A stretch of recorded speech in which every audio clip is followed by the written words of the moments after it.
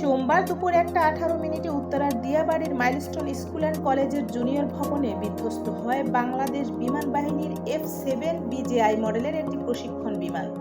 বিমানটি 6 মিনিটে উড্ডয়ন করে এবং মাত্র 13 মিনিটের মধ্যেই দুর্ঘটনায় পতিত হয়।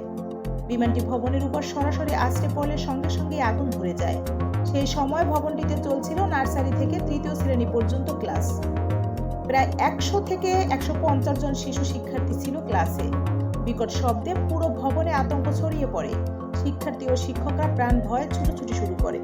ঘটনার পরপর ফায়ার সার্ভিস, সেনাবাহিনী, বিমান বাহিনী ও নৌবাহিনীর সদস্যরা উদ্ধার কাজে অংশ নেন। আন্তঃবাহিনী জনসংযোগ পরিদপ্তর ISPR নিশ্চিত করেছে, এই ঘটনায় 20 জনের মৃত্যু হয়েছে এবং 171 জন আহত হয়ে বিভিন্ন হাসপাতালে চিকিৎসাধীন। আহতদের বিভিন্ন হাসপাতালে ভর্তি করা হয়েছে।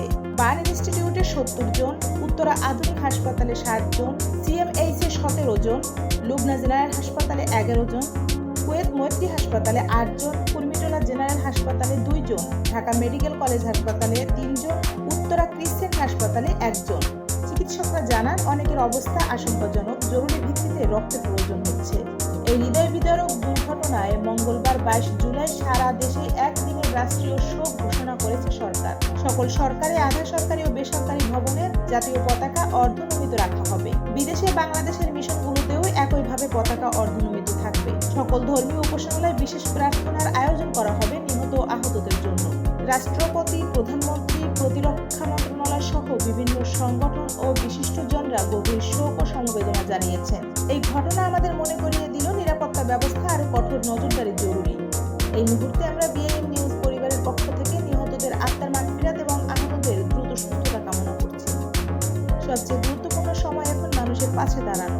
আপনিও হতে পারেন সহায়তা প্রদানকারী। রক্ত দিন, সচেতন থাকুন, সত্য তথ্য ছড়ান।